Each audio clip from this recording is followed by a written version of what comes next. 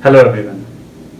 तो आज हम लोग देखेंगे इस वीडियो में image formation by a convex mirror.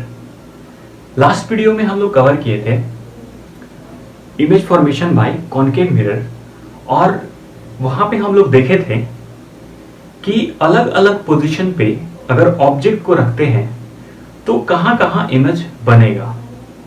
तो इस वीडियो में हम लोग कवर करेंगे कि कन्वेक्स मिरर अगर हम यूज करें और अलग अलग पोजीशन पे ऑब्जेक्ट को रखें तो इमेज कहां बनने वाला है। तो सबसे पहले यहां पे जान लो कि यहां पे 6 केस होने वाला नहीं है। ठीक है, ये काफी इजी हो जाता है। कॉन्वेक्स मिरर वाला जो केस है ना, ये काफी इजी हो जाता है। यहां पे हम लोग 2 केस देखेंगे और दोनों ही केस में ना सारा चीज कवर हो जाएगा। ठीक है, मतलब तुम हर एक जगह पे ऑब्जेक्ट को रख सकते हो। जैसे वहां पे 6 जगह पे रखे थे ना, यहां पे तुम दो ही पोजीशन यहां पे डिफाइंड है और दोनों ही पोजीशन में देखोगे ना कि सारा जगह पे तुम रख करके इमेज बना लोगे। तो हम डिस्कस करते हैं सबसे पहला केस। इस केस में हम लोग को देखना है कि ऑब्जेक्ट को अगर इंफिनिटी पे रखेंगे ना, अगर ऑब्जेक्ट को इंफिनिटी पे रखें तो इमेज कहां बनेगा।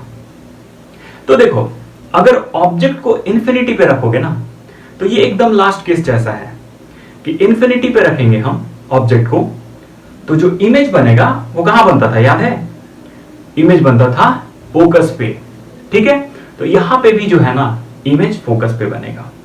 सही है। अब देखो नेचर क्या होगा और साइज क्या होगा। तो नेचर भाई याद कर लो, कन्वेक्स मिरर में हमेशा वर्चुअल एंड इरेक्ट इमेज बनेगा। कन्वेक्स मिरर दिखा बस बोल दो वर्चुअल एंड इरेक्ट। अब बात करते हैं साइज का। तो जो फोकस पे इमेज बनता है ना वो काफी पॉइंट साइज्ड होता है, काफी छोटा होता है। ठीक है, तो फर्स्ट केस में इतना ही हम लोग को देखना था। अब हम लोग इसको समझते हैं थोड़ा रे डायग्राम के थ्रू। तो अब देखते हैं केस 1 का रे डायग्राम। तो यहां पे हम लोग देखेंगे कि कन्वेक्स मिरर में किस तरह से इमेज बनता है। ठीक है, ऑब्जेक्ट को कहां पे रखे हैं, इंफिनिटी पे। तो इंफिनिटी जो है वो हम लोग यहां पे कंसीडर करेंगे कि यहां पे इंफिनिटी है। ठीक है, क्योंकि इंफिनिटी भाई डिफाइंड है नहीं तो इस जगह पे इंफिनिटी हम मानते हैं। अब 2 रे यहां पे लाएंगे, एक टॉप से इस तरह से और ये ऐसे चला जाएगा, डाइवर्ज चल जाएगा। ये आया इस तरह से पैरेलल और ये डाइवर्ज निकल गया। अब देखो ये जो कन्वेक्स मिरर है इसका फोकस इधर होगा, है ना। ये फोकस जो है ये वाला जो है इसका अंदर होता है, ये F हो गया और ये C।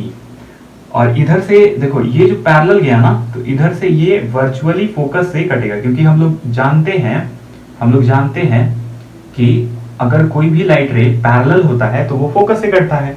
अब इधर से भी लेंगे, नीचे से भी लेंगे तो ये ऐसे जाएगा और ये फिर ऐसे इस तरह से डाइवर्ज कर जाएगा और ये भी जो है वर्चुअली जो है ना फोकस पे जाकर के इस तरह से लाइट रे कटेगा। तो ये इमेज कहां बना भाई, फोकस पे बना। सही है। अब देखो पोजीशन ऑफ इमेज क्या होगा, यहां पे हम लिखेंगे एट फोकस। नेचर क्या होगा, तो नेचर तो हमेशा क्या होता है, वर्चुअल एंड इरेक्ट, है ना। कन्वेक्स में वर्चुअल एंड इरेक्ट। अब बात करते हैं साइज का। तो साइज तो पॉइंट साइज है, काफी छोटा है, तो साइज क्या लिखेंगे हम, पॉइंट साइज्ड। तो ये हमारा केस 1 था। ओके, तो अब समझ आ गया होगा। अब थोड़ा हम लोग देख लेते हैं केस नंबर 2। अब देखो केस नंबर 2 में ना इंफिनिटी और पोल के बीच का सारा केस कवर हो जाएगा। मतलब दोनों इंफिनिटी और पोल के बीच में कहीं भी ऑब्जेक्ट रखो ना वो सारा चीज इस केस में कवर हो जाएगा। कहीं भी रख दो ऑब्जेक्ट को इंफिनिटी और पोल के बीच में। अब देखो अगर हम ऑब्जेक्ट को कहीं भी बीच में रखते हैं, इंफिनिटी और पोल के बीच में कहीं भी ऑब्जेक्ट को रखते हैं कॉन्वेक्स मिरर के केस में, तो जो इमेज बनेगा ना वो हमेशा पोजीशन ऑफ इमेज होगा पोल और फोकस के बीच में। इमेज फॉर्मेशन कहां करेगा, पोजीशन क्या होगा इमेज का, पोल और फोकस के बीच में इमेज बनेगा। सही है। अब बात करते हैं कि इमेज का नेचर क्या होगा। नेचर तो भाई एकदम आंख बंद करके बोल देना है, वर्चुअल एंड इरेक्ट। अगर कॉन्वेक्स मिरर का बात कहें तो। अब बात करते हैं साइज क्या होगा। तो साइज इसका ना डिमिनिस्ड होगा, मतलब छोटा होगा, ठीक है, ऑब्जेक्ट के साइज से छोटा होगा। तो चलो अब थोड़ा इसका रे डायग्राम हम लोग इसको समझ लेते हैं अच्छे से। अब हम लोग देखेंगे केस नंबर 2। यहां पे जो ऑब्जेक्ट है ना वो पोल और इंफिनिटी के बीच में रखा गया है, ठीक है।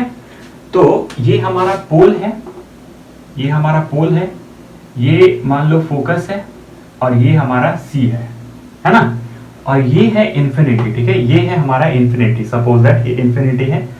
तो एक तो इंफिनिटी का केस था, और दूसरा है इंफिनिटी और पोल के बीच में कहीं भी रख दो। तो सपोज कि हम यहां रखें, यहां रखें, यहां रखें, कहीं भी रखेंगे, है ना। तो चलो यहां पे रख लेते हैं। तो सबका ना सेम ही होगा, यही केस, सारे केस में यही वाला लगेगा। कहीं भी दे दे तो इंफिनिटी और पोल के बीच में ऑब्जेक्ट को रखेंगे। अब दो रे लेंगे, एक रे टॉप से ऐसे जाएगा, ठीक है, पैरेलल, और ये ऐसे रिटर्न हो जाएगा, ठीक है। अब देखो पैरेलल रे कहां से कटेगा भाई, फोकस से कटेगा ना। तो इस तरह से हम लोग वर्चुअली फोकस से आगे हम कट करा दिए। अब एक रे ना यहां सी से ले जाओ, ठीक है, इस जगह से इस तरह से ले जाओ कि सी से वो पास हो जाए। यहां से हम ऐसे ले गए तो ये गया और इसी तरह से रिटर्न बैक हो गया, क्योंकि सी से ही रिटर्न हो जाता है सी जाने के बाद। और ये वर्चुअली जो है ना ये यहाँ पे सी से इस तरह से कटेगा। अब देखो अगर ध्यान से देखोगे तो लाइट रे इस जगह पे इस पॉइंट पे कटा है, तो यहीं पे ना इमेज बनेगा, ठीक है, यहीं पे इमेज बनेगा जो कि छोटा इमेज होगा, है ना, ऑब्जेक्ट से छोटा होगा। तो अब बात कर लेते हैं पोजीशन ऑफ इमेज। तो पोजीशन क्या है भाई, पोल और फोकस के बीच में। तो लिखेंगे हम बिटवीन P एंड F, है ना। नेचर क्या है, नेचर तो हमेशा वर्चुअल एंड डायरेक्ट होता है कन्वेक्स के केस में। तो वर्चुअल एंड डायरेक्ट। अब साइज का बात करें तो साइज देखो छोटा है ना, साइज छोटा है, तो हम लिख सकते हैं यहां पे डिमिनिस्ड लिख सकते हैं, ऑब्जेक्ट से छोटा, या फिर लिखेंगे कि स्मॉलर देन ऑब्जेक्ट, ठीक है। तो ये था हमारा केस 2 का रे डायग्राम। ओके, तो आई होप कि समझ आ गया होगा। अब हम लोग समझेंगे uses of spherical mirror. Spherical mirror को यूज कहां करेंगे, है ना। स्फेरिकल मिरर दो तरह का होता है, एक कॉनकेव मिरर और एक होता है कॉन्वेक्स मिरर। तो सबसे पहले समझेंगे कॉनकेव मिरर का यूजेस, फिर हम लोग देखेंगे कन्वेक्स मिरर का।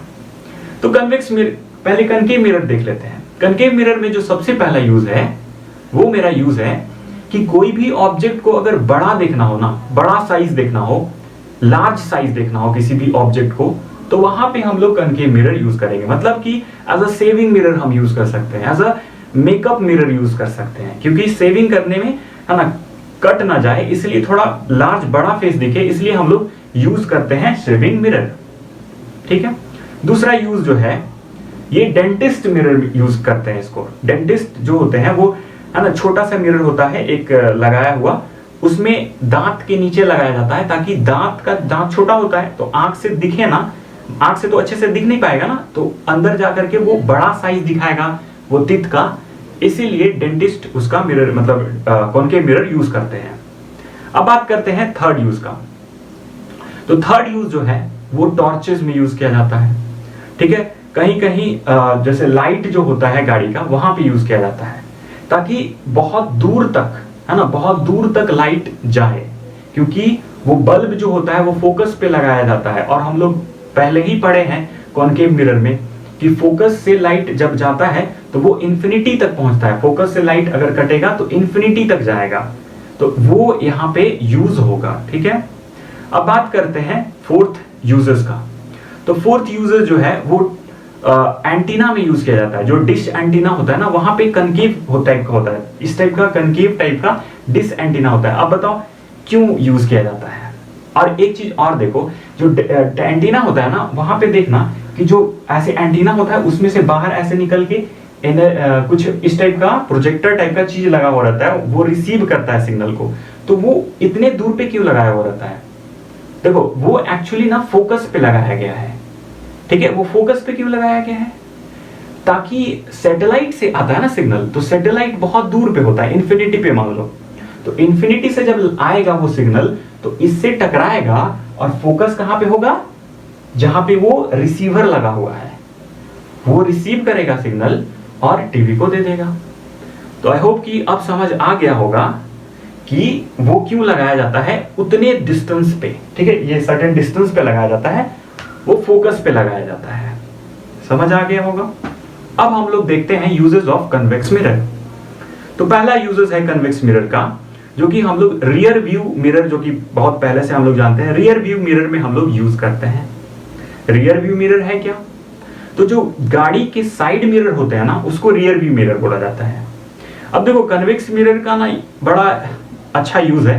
वो क्या करता है ना, बड़ा बड़ा चीज को ना छोटा करके दिखाता है। जैसे अगर पीछे का वाइड व्यू को ना छोटा सा मिरर में पूरे व्यू को दिखाएगा, तो वही तो चाहिए। जो ड्राइवर देखेगा तो वो क्या देखना चाहेगा कि पीछे का सारा सीन हमको दिखे। तो इसलिए रियर व्यू मिरर में ना कन्वेक्स मिरर यूज किया जाता है। अब बात करते हैं सेकेंड मिरर, जो सेकेंड यूजेस है कन्वेक्स मिरर का वो। तो यहाँ पे सिक्योरिटी मिरर की तरह यूज किया जाता है कहीं कहीं कॉन्वेक्स मिरर को। शॉप्स में, ठीक है, यूज किया जाता है ताकि पता चले कहाँ चोरी हो रहा है, ये सब चीज। तो शॉप्स में भी देखो इमेज, वो इस टाइप का मिरर लगाया जाता है, कन्वेक्स मिरर। अब हम लोग थर्ड केस का बात करते हैं। जो थर्ड यूजेस है ना, थर्ड यूजेस वो है स्ट्रीट मिरर में, ठीक है। स्ट्रीट लैंप में मिरर यूज किया जाता है, वो होता है कन्वेक्स मिरर। एक्चुअली हम लोग जानते हैं कि कन्वेक्स मिरर कहता क्या है, डाइवर्ज करता है लाइट को। तो भाई डाइवर्ज करेगा तो लाइट स्ट्रीट पे क्या कन्वर्ज थोड़ी करना चाहिए, लाइट थोड़ी एक जगह पे जाके कन्वर्ज करना चाहिए, लाइट तो डाइवर्ज करना चाहिए ना, स्ट्रीट पे फैल जाना चाहिए। तो वहां पे डाइवर्जिंग इस टाइप का मिरर देखो डायग्राम में, तो इस टाइप का मिरर होता है, ठीक है। मतलब ताकि वो क्या करे, लाइट को डाइवर्ज कर दे, पूरे रोड पे फैला दे। तो वहां पे भी हम लोग कन्वेक्स मिरर यूज करते हैं। तो आज के लिए बस इतना ही। Thank you.